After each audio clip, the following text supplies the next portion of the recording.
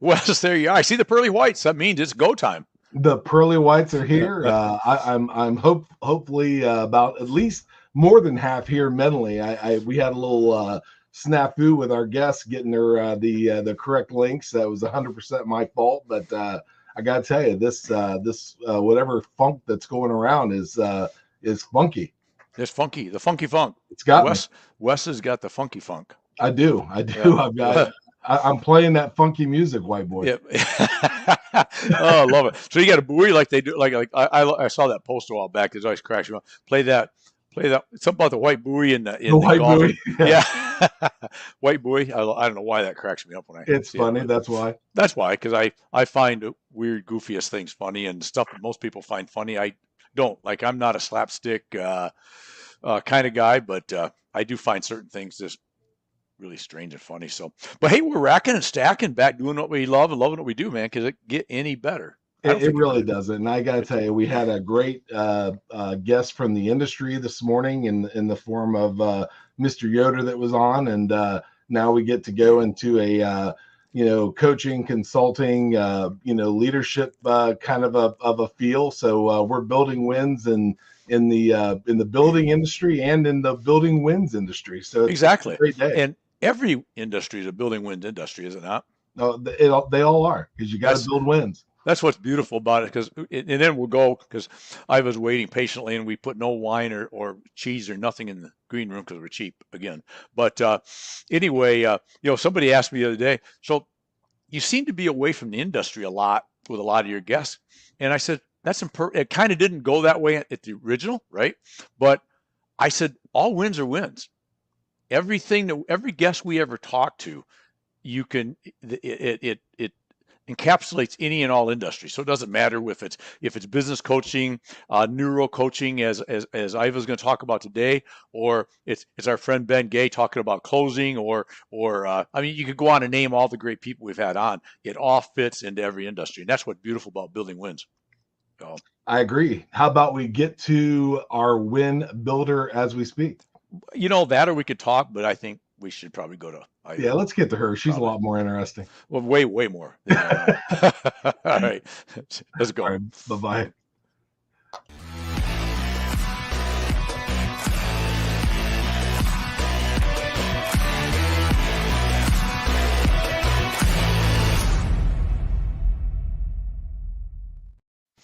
Iva, good afternoon. How are you? Good. How are you doing, Randy? I'm doing great. Can you believe that about a month ago we first met in Columbus, Ohio, and here we are doing a show together. Yes. Networking, it just works, doesn't it? I love it. I love networking. I as well. So Iva, you are out in is it Kelowna or Kalina? Kelowna, Iowa. Kelowna. Kelowna, Iowa. So before we get started, why don't you tell us a little bit about the background and what you do? Because I've got you down as a life and business coach. You work in the neuro field, and all I know is that when I watched you speak at Gary Bontrager, and we've already established no relationship, even though your friends know each other. That's where we met about a month ago in Columbus at his event, his and Ray Gage's event. I really enjoyed the conversation, or I should say the talk that you gave, and the conversation before and after. So and I just felt the draw and the need to get you on to talk. So give us a little background on who you are and where you come from and how you got into this crazy field. Yes. Oh, I love talking about this. So like you said, I'm a life coach, I'm a business coach, and I have a neuro coaching specialty, just simply meaning that I've been trained in how the brain works. And so I get to help my clients rewire their neural pathways to help them achieve their desired success. What I love about this is that it really gets to the core of what holds us back, and I'll get more into how the brain works and all of that, but it's just a really fun thing that I get to do. It's deep, it's powerful. I'm so excited that I get to do this with my clients. I've walked the process myself. I've walked this transformational journey. I've experienced so much transformation from doing this work myself. And so I'm a firm believer that I don't ask anybody else to do anything that I haven't walked through myself. And so getting to experience that powerful transformation myself has been such a gift in my life, and then get to see that in other people's lives. So I love to coach. I actually, going back all the way to when I first had this idea of becoming a coach, was probably about 13 years ago. I had actually hired a coach, began working with a coach myself, a life coach. And I remember thinking in that moment of like, oh my goodness, I think I could do this. Like, I experienced so much transformation in my own life. And I thought, like, I would like to become a coach someday. And what essentially happened was I really sat on this dream for a long time because of a belief that I had about myself. And I'll get more into that. But it wasn't really until about 4 years ago that I really started the process of becoming a coach and launching my coaching business and all of that. But my story is essentially that I was born and raised Amish. And so, you know, in the Amish culture, they don't necessarily value furthering education after 8th grade. And so when I was done with 8th grade, I was done with formal education. And at 14 years old, I launched my first business. Now, at the time, I thought that that was normal. That's what you do. Right. Now, when I look back, I'm like, that was kind of young. But, and also just understanding that my wiring and the way that God created me is really to be an entrepreneur. I had like a year and a half, I think, out of my whole life that I've lived, that I've actually worked for somebody else.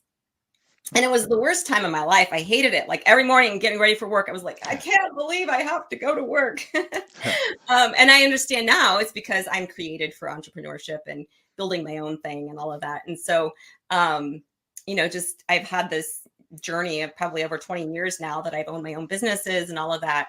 But you know, that's a little bit about my story, being born and raised in that culture. You know, there's a lot of good things about it. You know, the work ethic, that sense of community and all of that I was born and raised was such a gift in my life. And then just that drive for entrepreneurialism, you know, what God deposited it into me. And as I get to walk that out, is such a gift in my life. But that also led into there was some negative things that I picked up along the way. And, you know, I can talk more about that as well and how I broke free from that. But that's just a little bit about me. And now I'm living my dream of being a coach, and it's a very rewarding career for sure. Absolutely. Oh, I'm sure. And I can tell, you know, one of the mantras that Wes and I live by, and it never goes a day that he and I both don't say it, is love what you do and do what you love, right? Yeah. And it's clear, and I noticed that early on, probably about 20 seconds into your talk at Gary's event, that you truly were living loving what you do and doing what you love. And that was that's an attention getter right out of the gates for myself, because Mhm. there's a lot of people, I think, even in the coaching world, and I've been blessed to listen and know a lot of coaches in different genre, if you will. But you can tell the ones that they don't always fully love it still. They're not fully into it, but it's kind of what they're doing. And I've got a lot invested. So I guess this is, and it pays good money. So I'm going to kind of do it. But Right. the difference is, if you really, really, really love what you do and do what you love. And I think that transfers into business, because I Mhm. don't, you can be successful depending on what you define that at Mhm. or as in business without Mhm. loving it, I suppose. But you're never going to reap the real success if you're just not engaged and loving it every day. Is that correct, or am I off base there? Yeah, absolutely. And for me, it really was a journey. Like I said, I'd been a business owner for many years, but I had found myself running a business that I wasn't enjoying as much anymore. And I still had this like dream and desire to build this coaching out. And, you know, so I've lived in those places of working out of a place of not really, you know, this isn't what I'm called to do lifelong. I know that this isn't for me the rest of my life, but how do I get myself out of that and then really function in, you know, a career that I really love? And it hasn't been an overnight process for sure. It's been taken many years for me to make that switch. But now that I'm on the other side of it and really living out of that place of knowing that I'm doing what I was put here on this earth to do, like there's almost no words to describe the deep satisfaction that comes from that. That's awesome. That's awesome. So, you know, and I know you'll get into it, but this might be a good lead into it. Mhm. You talked when I watched you speak, and just a few minutes ago, you talked about with your upbringing, um, you didn't always feel you had what it took Yeah. at Mhm. all to do Yeah. this kind of thing, right? Yeah. To actually have somebody search you out and say, I would like you to help me. Yeah. To get up and talk on a stage, to do podcasts, to do whatever you do, Mhm. that was like about as far from what you would have saw reality for Iva Yeah. that you could get, right? And so Yes. I would really, before we get into maybe a little more of the technical stuff, then is was there a defining moment where you just said, I love my background. I love, like you kind of touched on already, all the Mhm. great things that came from it, but there had to be somewhat of a defining moment, right? Where you just said, this is not Iva, and I'm going to do something about it. Because you coming from the playing community, which I have millions Mhm. of friends, okay, hundreds of thousands of friends in the playing Yeah. community.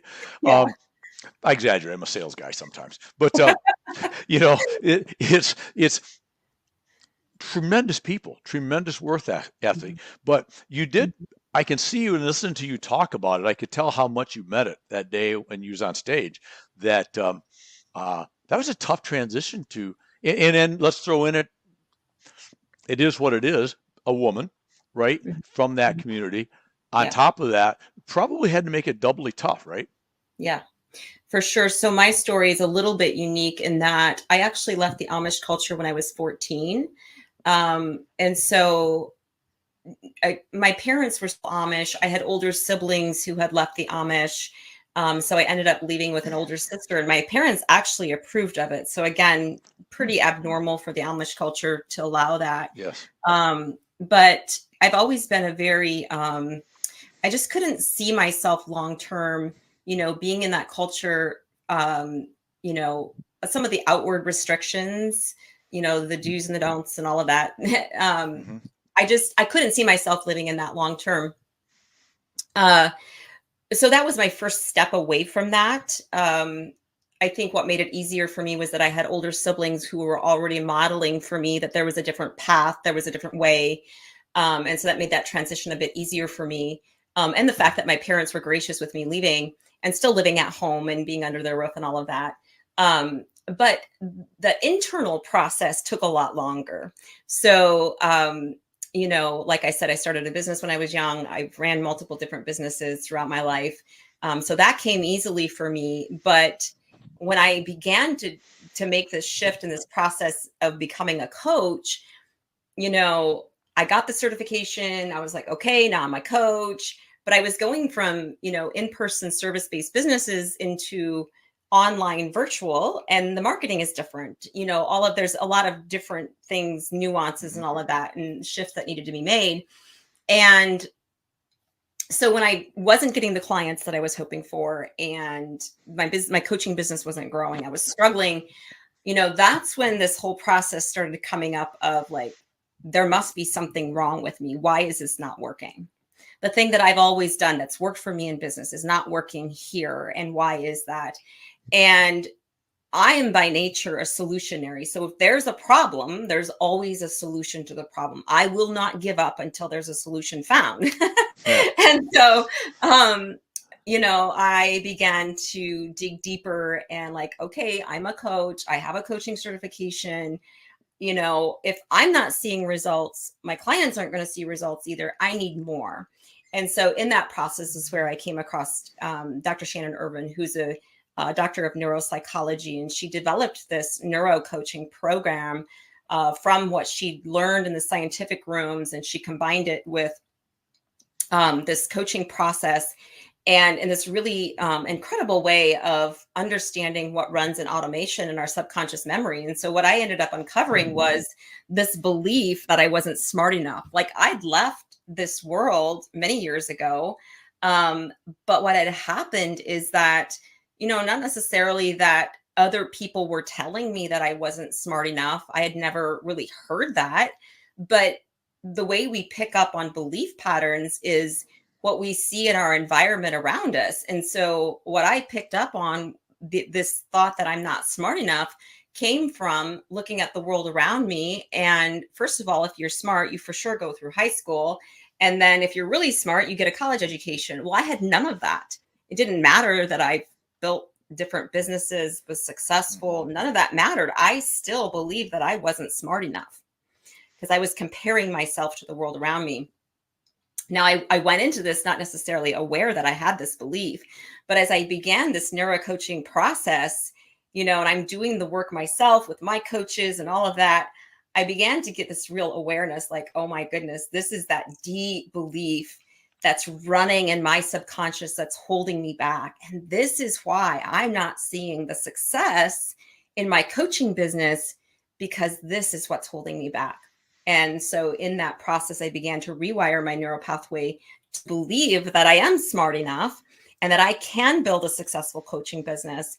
And I will tell you, a year and a half later, like, I'm not the same person that I was. I've changed so much. Like you said, getting up on a stage and speaking in front of a group of people, I would have never seen myself doing that before. Stepping into these leadership roles as a woman, all of those kinds of things have shifted so much since I've done this deep brain-based transformation.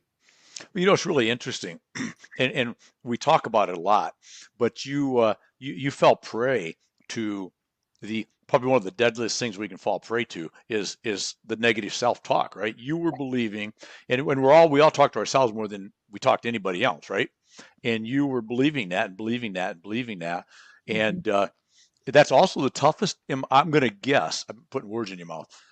My opinion would be that's also the toughest talk, if you will, to escape, because other people can give you negative feedback and you can find all kinds of reasons why they're not successful what they're doing. I don't care what they have to say. But man, when it comes from yourself, that's hard to escape that, because you're getting that 24/7, right? Yeah, for sure. And the really beautiful thing about this process that I've been trained in, this process that I've been through myself, is that, instead of like, I hear a lot of this in the coaching world, just think different thoughts. Well, if it was that easy, we'd all be successful, right? There's a very specific, important first step that needs to happen when we shift our beliefs. And that is, there's a removal of the old belief. Okay. And when I work with my clients, we work through that process. And the actual work that I do with my clients is, there's an actual physical shift happening in your brains. You're actually rewiring your neural pathways. Like your brain, you hear the terminology neuroplasticity of the brain, which simply means that your brain is moldable and pliable, meaning that you can form new neural pathways. So there's an actual physical event happening in your brain when you do the work that I give you to do if you're my client. So, it's just making that shift. And what ends up happening, instead of like, okay, I'm going to grin and bear it, I'm just going to think different thoughts, think different thoughts, think different thoughts. There's an easier way. Okay. Yeah. And this is what I get to do with my clients. And it's a deeper, it goes to the root. First of all, identifying what are those belief patterns, those negative belief patterns that I'm believing about myself, uncovering what those are, and then begin the process of removing and replacing with what the truth is. And I'm going to guess two things. Without that, you'll never reach the pinnacle of success that you want to reach. And secondarily, I'm going to, again, I don't know. We haven't talked about this, so I could be wrong or I could be right. I'm going to guess that exercise isn't always the most fun for somebody at the end of the day. Would that be accurate? Yeah. And I always, talk to my clients at the beginning when we do an onboarding call. I'm like, I'm just going to tell you, like, this isn't an easy process. Mm-hmm. There's times where you're going to feel like your world is like falling apart. Everything's not going right. Like, what is happening to me? But that's all normal. Your brain's number one job is to keep you in the safe and familiar. And so your brain knows the negative, right? That's familiar for your brain. If you have these, for me, what was familiar was that I'm not smart. I knew that thought well. So as I began to step out of that into the truth that I am smart enough, my brain would throw up resistance at me. So what I mean by that, it can be resistance such as procrastination, feelings of overwhelm, anxiety. It can even show up as brain fog, and you feel like your whole world is falling apart. Things that you've struggled with in the past that you no longer struggle with might surface. All of this is a way for your brain to try to keep you safe, okay? Because your brain only knows the familiar. If you can hang in there and get beyond that, you will see a shift where that's really profound. And so in the coaching process, as I work with my clients, I'm very like supported in that process of helping them past that resistance point that comes up. Because scientifically, we know it takes about 21 days for an old neural pathway to break away and about a full 67 days for a new one to form. Again, it's just average. It can give or take, some people less, some people more. But it's really kind of at that 21-day mark where that resistance, the brain really is resisting. And that's typically when I find that my clients kind of come up with that anxiety, the procrastination, the brain fog, some of those typical ways that your brain tries to keep you safe. And I just really walk with them and helping them push past that resistance point so they can get to the other side. So that's I'm my goofy little mind is calling that yeah buts, right? You're getting into the yeah buts. There's always that. I hear what you're saying. I have a but, right? Yep. There's that yeah buts that keep coming into your head. That's and it's what you're saying. I found that so interesting as you bring it up again from when I listened to you speak on stage was that you've got to break through that barrier first. And what I just made a note here. So that I like the 21 day, 67 day thing. Is that running parallel at some point, or do you have to completely spend that 21-ish days to destroy those wrong negative concepts and then you start building? Or is there a point where the two are running parallel? I don't know why that matters, Yeah. other than that just seems interesting to me. Yeah. I mean, I'm sure there's a parallel process in that. Your brain, what the actual scientific terminology is, your brain is like the synapses in your brain. They're like, it's breaking away, And so I'm sure there's a point in time as it's breaking away, there's a new one beginning to form. Because in the coaching process, what I give my clients to do is, it's feeding your brain with the truth. And so as your brain grabs a hold of that, you begin to form new neural pathways. But I'm sure there's a point of where the old one is still breaking away. But synaptic pruning is the scientific terminology for when those little synapses begin to fall away. It's a pruning process. So yeah, Wow. fun question. It is interesting. Interesting. So you work both in person and virtual, or you mostly virtual, or how does that play out? I'm actually all virtual. So I Okay. can work with anybody from anywhere, and which is really fun. I love that. All through Zoom calls. Yeah. Okay. Okay. And then you obviously do some talks from time to time, and like you did with Gary.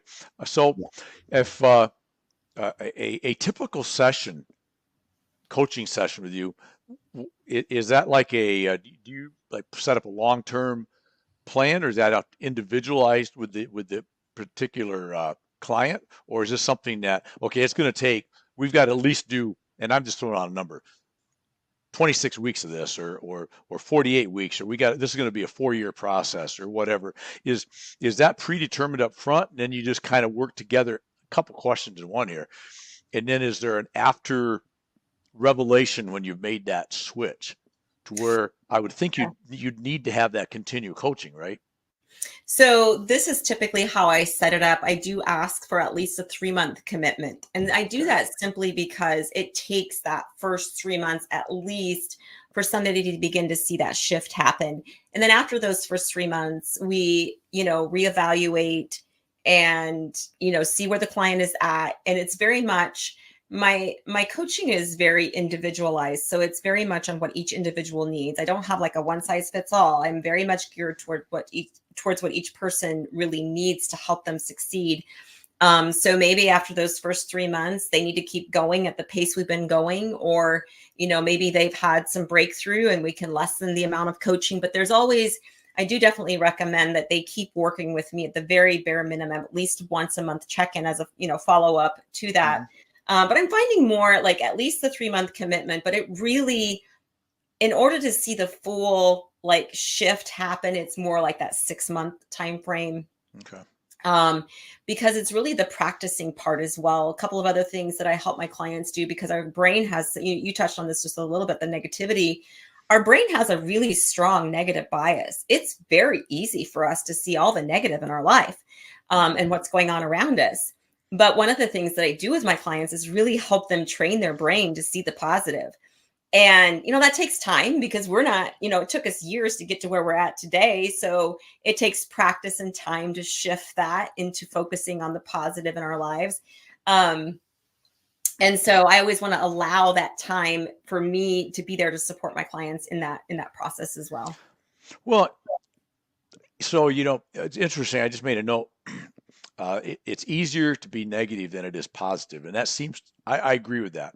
So again, probably a two-pronged question, but why is that? Number one, or is it, maybe it just is what it is. Maybe that's just the way we're wired.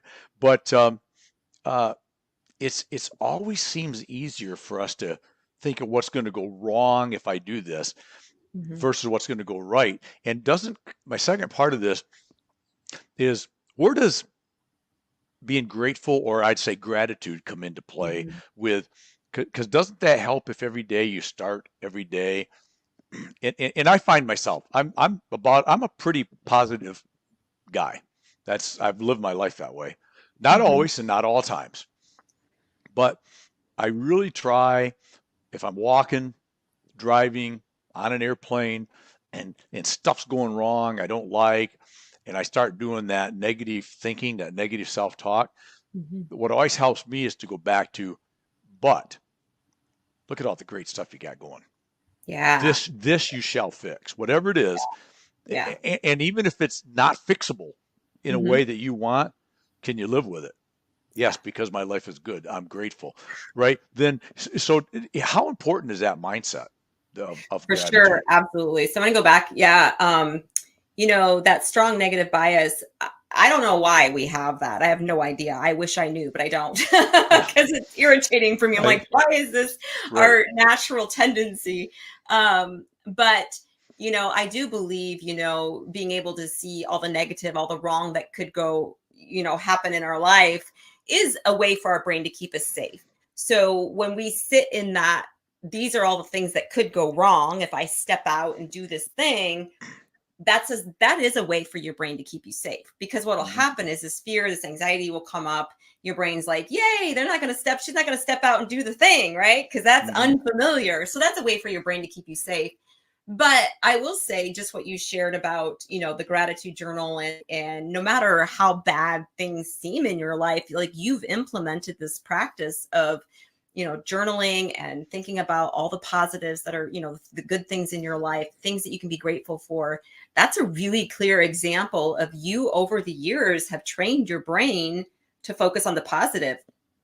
you know, all those negative things, the negative things will pop up for us, right? But Hmm. then we get to choose what to do with it. And you gave a really good example of how to counteract that. So, yeah. Well, and I found, I'm a big believer in discipline, Mhm. because you can always be disciplined, you can't always be motivated, right? Yeah. And so even though you're motivated to do the right stuff, Mhm. that doesn't mean you're always going to do the right stuff, but discipline always will step in and make you, help you do the right things most of the time. But Mhm. I also find that another example of discipline is habits, right? And bad habits are, we just talked about, are tough, tough, tough, tough to break. But I've also found out, especially in some workout, health and fitness type lifestyle I try to live, that good habits are equally hard to break.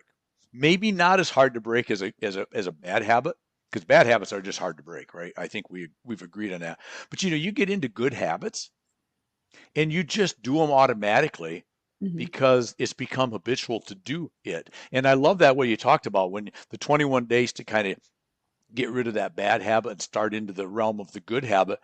And somewhere around that 90-day period or so, all of a sudden, I'm going to guess your clients don't have to be so cognizant every second of their life. Nope, think positive, Randy, think positive.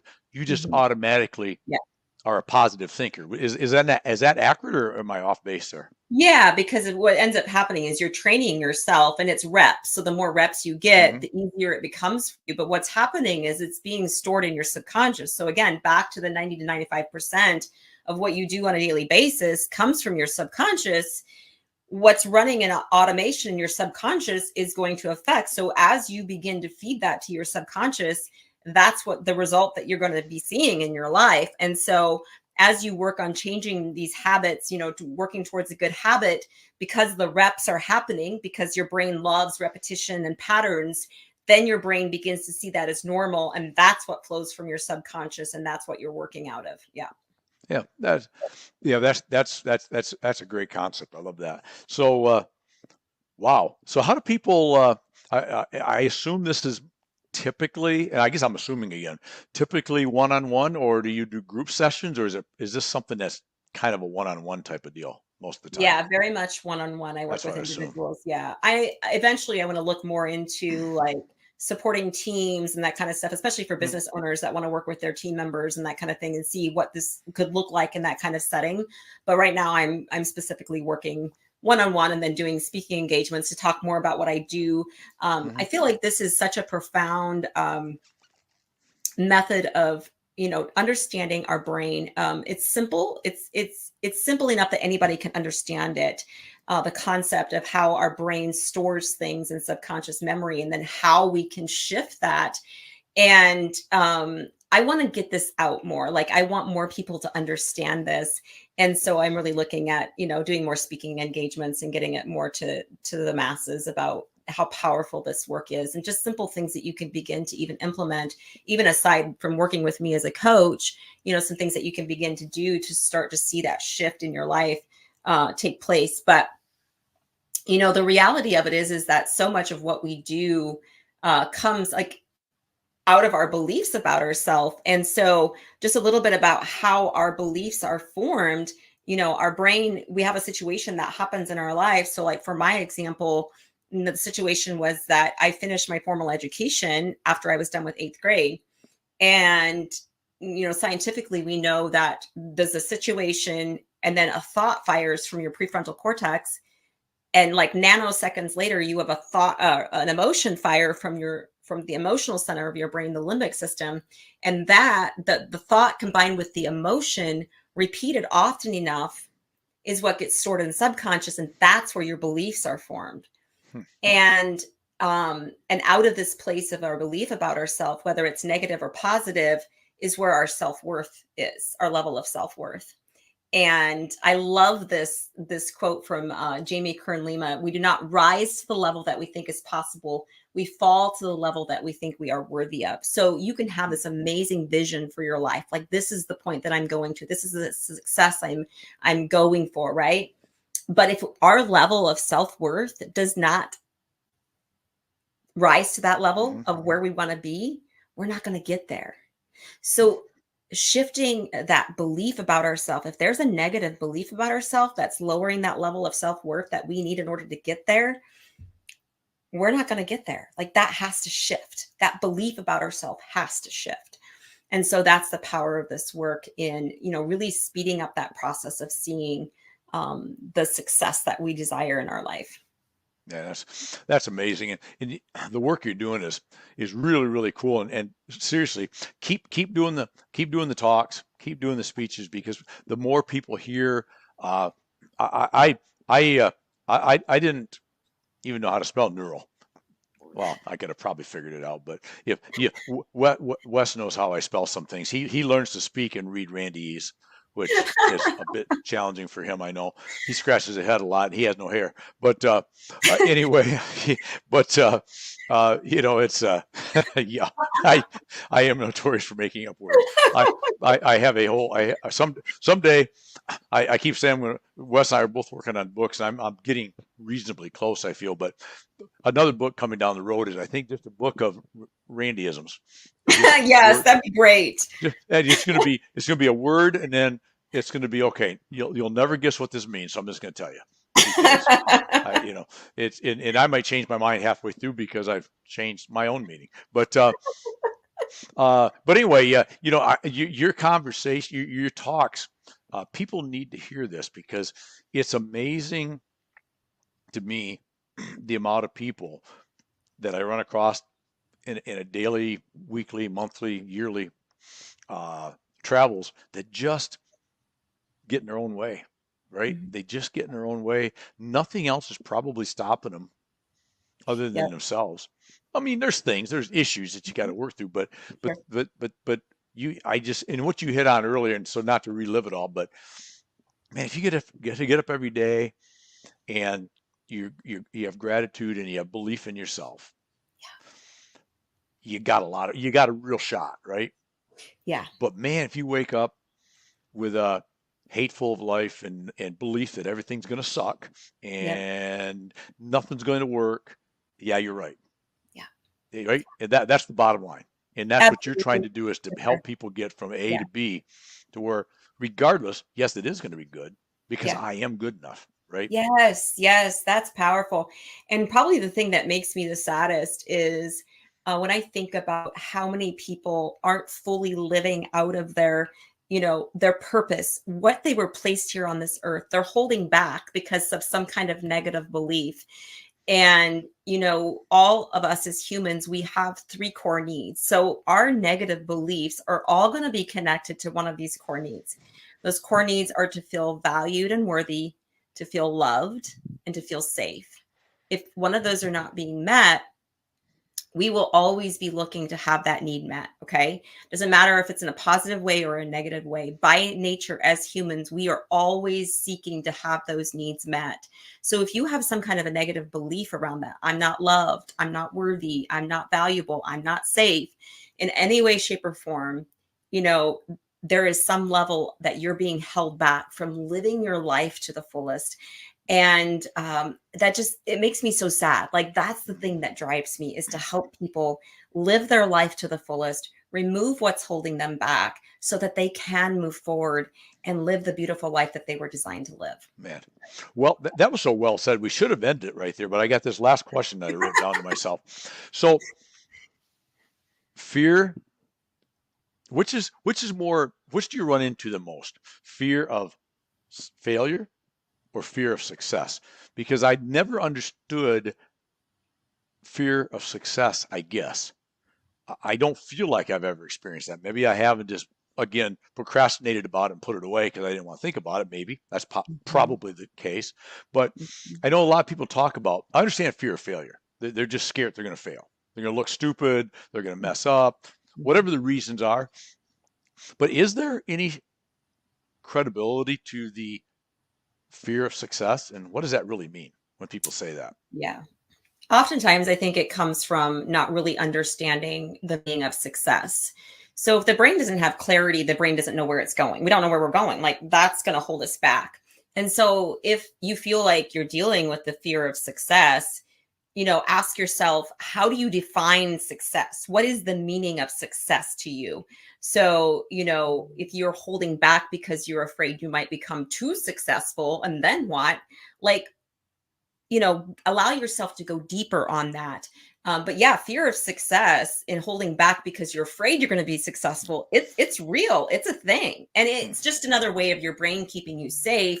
Because again, you're walking into something new that you probably haven't gone into before, and so again, your brain perceives that as unsafe because it's unfamiliar, and so that's why it's holding you back. Whether it's fear of failure or fear of success, they're both your brain trying to keep you safe. But getting clarity on like what does that actually mean to me for me if I succeed, and on the opposite, what does that mean if I fail, Hmm. and getting super clear on that That is pesky so little important. brain just gets in the way, doesn't But it? we have tools to overcome it. We have tools, and we have tools, and the biggest tool out there right now is Iva Bontrager coaching, Well, right? thank you. I appreciate that. Oh, yeah, of course, of course. Okay, I appreciate your time. We went a little bit over, but as I suspected we might, because I love this conversation, and we might have another one someday again. I think I we would love could. that. We could. Absolutely. This is really fascinating area for me, and Mhm. so But for now, anything that we missed, because every once in a while I miss something, and Wes always reminds me with his little hashtag he's going to pop up. They see he wasn't sleeping. Very good. Should ask questions. Anything before we get out of here that you're saying, geez, Randy, will you shut up and like ask me this, please? No, I think you did a great job today. I feel like we really touched on the points that I wanted to touch on. Good. For sure. So. Good. So people can get a hold of you at ivabontrager.com.